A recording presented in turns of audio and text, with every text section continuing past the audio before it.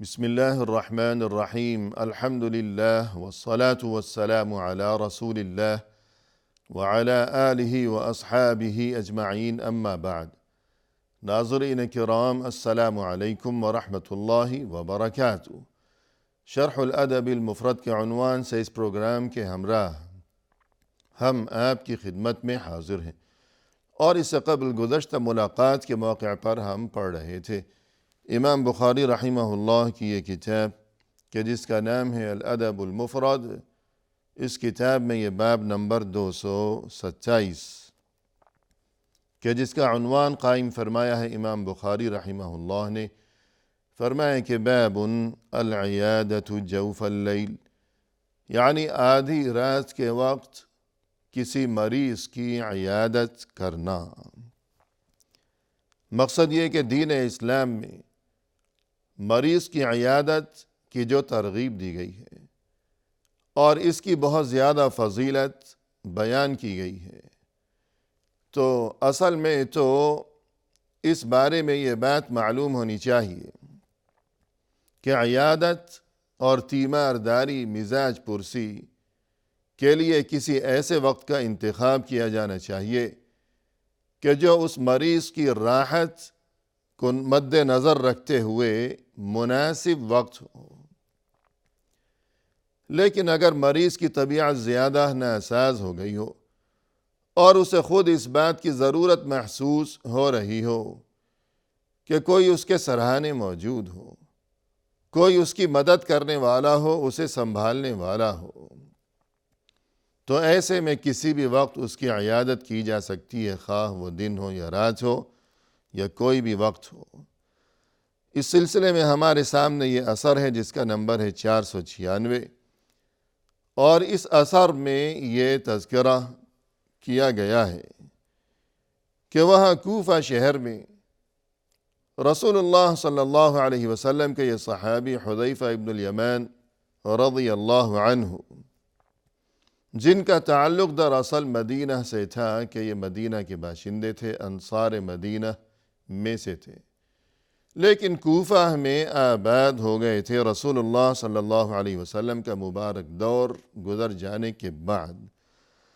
وہاں ایک رات جب ان کی طبیعت زیادہ بگڑنے لگی،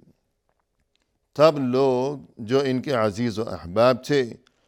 اور بالخصوص انصار مدینہ میں سے جو حضرات جو کوفہ شہر میں مقیم ہو گئے تھے، وہ ان کی مزاج پرسی کے لیے پہنچے آدھی رات کے وقت، اور تب انہوں نے ان سے یہ دریافت فرمایا کہ اس وقت کیا وقت چل رہا ہے؟ تو انہوں نے جواب دیا کہ آدھی رات ہے یا صبح قریب ہے۔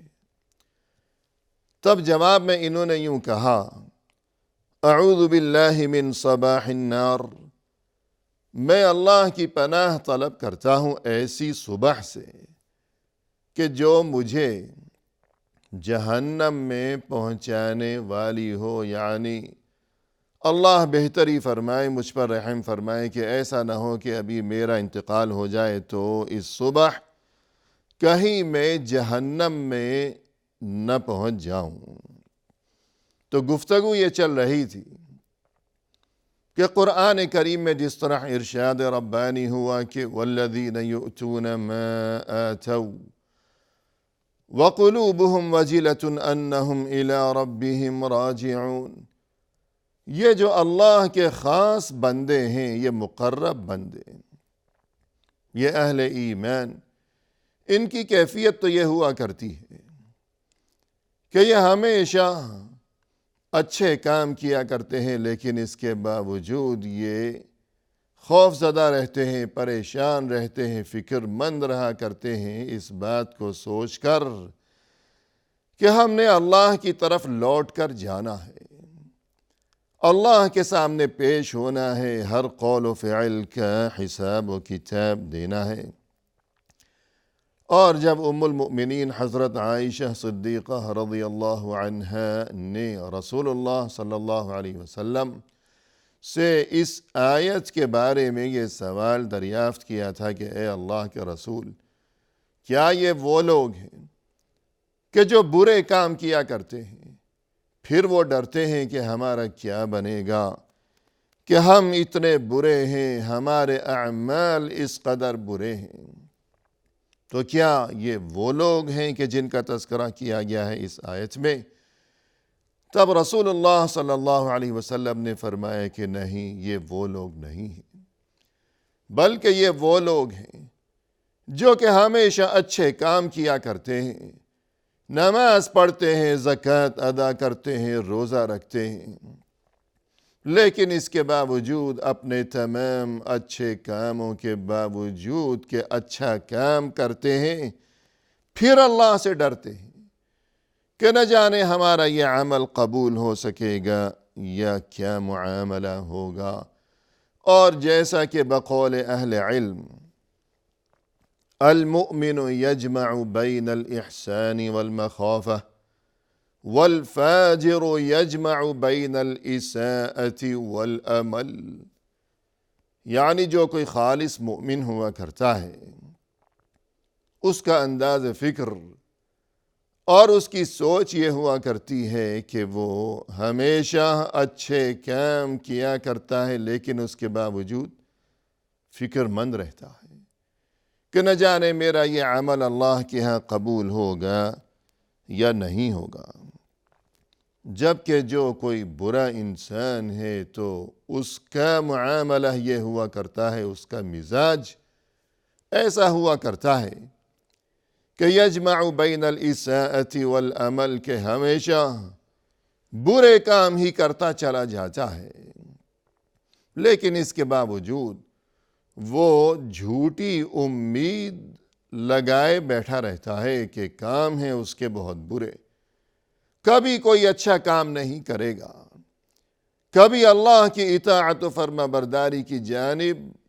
اس کی توجہ نہیں جائے گی، کہ ہمیشہ برے کام، ہمیشہ اس کی غلط مصروفیات، لیکن اس کے باوجود جھوٹی امید کہ بس اللہ تو بخشنے والا ہے، مجھے بھی بخش دے گا۔ حالانکہ اگر اللہ سے بخشش اور مغفرت اور معافی کا طلبگار ہو انسان، تو اسے چاہیے کہ پہلے وہ کام تو اچھے کرے، اللہ کی مرضی کے مطابق وہ خود کو بنانے کی مخلصانہ فکر و جستجو کیا کرے، اور اس کے بعد معاملہ اللہ کے حوالے کر دیا کرے، ورنہ یہ کہ ترجو النجاة ولم تسلک مسالکها ان السفینة لا تجری علی الیبس، کہ انسان اگر اپنے لیے اللہ سے نجات کی امید لگائے بیٹھا ہو، حالانکہ نجات کے راستے پر تو وہ چلتا ہی نہیں، برائیوں میں مشغول ہے، برائیوں میں غرق ہے، لیکن امید لگا رکھی ہے نجات کی، تو اس کی مثال تو یوں ہے کہ کشتی تو کبھی خشکی پر چلنے والی نہیں ہے۔ ان السفینة لا تجری علی الیبس، اگر اس پار پہنچنے کی تمنا ہے، دریا عبور کرنے کی اگر خواہش ہو، تو کشتی کو پانی میں ڈالنا ہوگا، اور اس کے بعد یہ کشتی اس پار پہنچائے گی۔ تو الغرض انسان اچھے کام کیا کرے اور برائیوں سے ہمیشہ اپنا دامن بچائے رکھے، اور اس کے بعد اللہ سے اچھی امید قائم کیا کرے، کہ جس طرح یہ صحابہ کرام، اور ہم نے یہاں دیکھا کہ حذیفہ ابن الیمان رضی اللہ عنہ انتقال سے کچھ قبل یہی معاملہ کہ زندگی بھر کتنے اچھے کام کیے، اور یہ کہ صحابی رسول ہیں، لیکن اس کے باوجود فکر دامن گیر ہے کہ اللہ جانے میرا کیا بنے گا وہاں آخرت میں۔ ثم قال جئتم بما اکفن بی، پھر یوں فرمانے لگے کہ کیا میرے لیے کفن کا تم نے کوئی انتظام کر لیا ہے؟ قلنا نعم، ہم نے گزارش کی کہ جی ہاں، کفن کا انتظام تیار ہے۔ قال لا تغالوا بالاکفان، تب انہوں نے یعنی حذیفہ رضی اللہ عنہ نے فرمایا کہ قیمتی قسم کا کفن تیار کرنے کی کوئی ضرورت نہیں ہے۔ فَإِنَّهُ إِنْ يَكُنْ لِي عِنْدَ اللَّهِ خَيْرٌ بُدِّلْتُ بِهِ خَيْرًا مِّنْهُ وَإِنْ كَانَتِ الْأُخْرَى سُلِبْتُ سَلْبًا سَرِيعًا، اس لیے کہ جہاں میں جا رہا ہوں اللہ کے پاس، وہاں اللہ کے پاس اگر میرے لیے بہتر انجام ہوا، وہاں اللہ کے پاس اگر میرے لیے خیر ہوئی، بھلائی ہوئی، تو مجھے قیمتی کفن کی ضرورت ہی نہیں ہے۔ اس سے بہت زیادہ مجھے وہاں اللہ کی طرف سے عطا کر دیا جائے گا۔ لیکن اگر خدا نخواستہ معاملہ اس کے برعکس ہوا، یعنی وہاں میرے لیے برا انجام اگر میرا منتظر ہوا، تو پھر یہ کفن کس کام آئے گا؟ یہ تو بہت جلد ہی مجھ سے چھین لیا جائے گا۔ یعنی کفن تو بہرحال بہت جلد بوسیدہ ہو جائے گا، ختم ہو جانے والی چیز ہے، کہ وہ قیمتی ہو یا معمولی ہو۔ تو کفن کسی کام آنے والا نہیں ہے۔ اصل بات یہ ہے کہ عمل درست ہونا چاہیے تاکہ وہاں انجام درست ہو سکے۔ جیسا کہ رسول اللہ صلی اللہ علیہ وسلم نے فرمایا کہ یتبع المیت ثلاثہ اہلہ ومالہ وعملہ فیرجع اثنان ویبقى واحد، یرجع اہلہ ومالہ ویبقى عملہ، کہ دیکھو جب کسی انسان کا انتقال ہو جاتا ہے اور اسے قبرستان کی جانب لے جایا جاتا ہے، تو 3 چیزیں اس کے ساتھ چلا کرتی ہیں، اور ان 3 چیزوں میں سے 2 چیزیں قبرستان سے واپس آ جاتی ہیں، جبکہ ایک چیز اس کے ساتھ رہ جاتی ہے، اس کے ساتھ ہی آگے روانہ ہو جاتی ہے، اس کی ہم سفر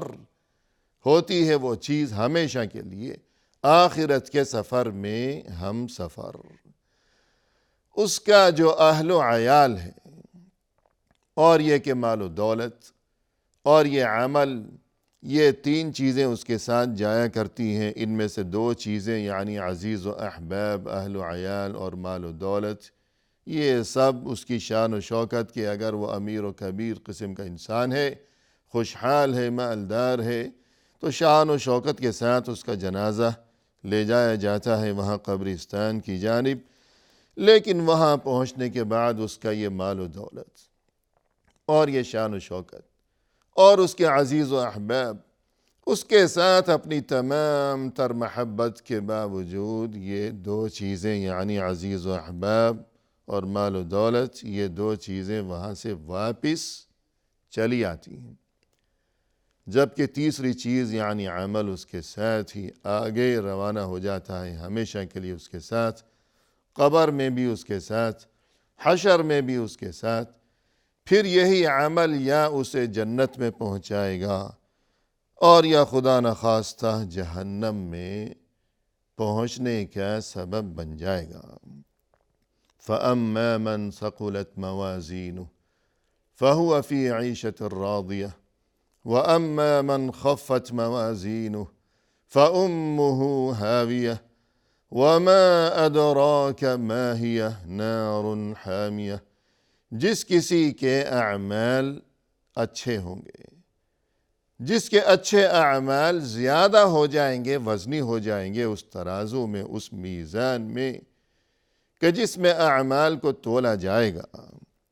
تو جس کے اچھے اعمال زیادہ ہو جائیں گے تو وہ ہمیشہ کے لیے دل پسند زندگی میں ہوگا، اور جس کے برے اعمال زیادہ ہوں گے تو وہ ہمیشہ کے لیے ہاویہ میں ہوگا۔ اور یہ کہ تم کیا جانو کہ وہ ہاویہ کیا ہے، وَمَا أَدْرَاكَ مَا هِيَ، تم کیا جانو کہ وہ ہاویہ کیا چیز ہے، نار حامیہ، وہ تو بہت ہی بھڑکتی ہوئی آگ ہے۔ الغرض عمل کی اصلاح کی فکر کے حذیفہ ابن الیمان رضی اللہ عنہ نے جاتے جاتے بھی اور یہ کہ دنیا فانی سے کوچ کرتے ہوئے بھی ہمیشہ کے لیے ان لوگوں کو اور سبھی کو، تمام اہل ایمان کو آخری وقت میں بھی یہی قیمتی ترین نصیحت کر کے رخصت ہوئے اس جہان فانی سے کہ عمل کی فکر کی جائے، کہ عمل درست ہوگا تو آگے خیریت ہوگی انشاءاللہ، ورنہ یہ کہ قیمتی کفن ہو یا جو کچھ بھی ہو، یہ کسی کام آنے والی چیزیں نہیں ہیں۔ اس کے بعد ناظرین کرام، ہمارے سامنے یہ حدیث ہے کہ جس کا نمبر ہے 497۔ فرمایا کہ عن عائشة رضی اللہ عنہا عن النبی صلی اللہ علیہ وسلم قال اذا اشتكى المؤمن اخلصه اللہ كما يخلص الكير خبث الحديد۔ المؤمنین حضرت عائشہ صدیقہ رضی اللہ عنہا نے فرمایا کہ رسول اللہ صلی اللہ علیہ وسلم نے یہ ارشاد فرمایا ہے، فرمایا کہ اذا اشتكى المؤمن، مؤمن جب کبھی بیمار پڑ جاتا ہے، اخلصہ اللہ، تب اللہ اسے یوں پاک اور صاف فرما دیتا ہے، یعنی گناہوں سے پاک اور صاف، کما یخلص الکیر خبث الحدید، کہ جس طرح بھٹی میں اگر لوہے کو ڈالا جائے تو بھٹی میں تپش کی وجہ سے اور آگ کی وجہ سے لوہا صاف ہو جایا کرتا ہے، کہ لوہے پر اگر میل کچیل لگا ہوا ہو تو آگ میں ڈالنے کے بعد، بھٹی میں اسے تپانے کے بعد وہ میل کچیل بالکل الگ ہو جایا کرتا ہے، اور یوں وہ لوہا بالکل میل کچیل سے صاف ہو جایا کرتا ہے۔ تو بیمار اگر پڑ گیا بندہ مومن تو اس کا یہ معاملہ کہ اللہ کی طرف سے یہ چیز اس کے لیے کفارہ سیئات، یعنی گناہوں سے صفائی اور پاکیزگی اور مغفرت و معافی کا سبب بن جایا کرتی ہے۔ اسی کے ساتھ ناظرین کرام، آج کی اس ملاقات میں ہم آپ سے اجازت کے طلبگار ہیں۔ فی امان اللہ، وآخر دعوانا ان الحمد للہ رب العالمین۔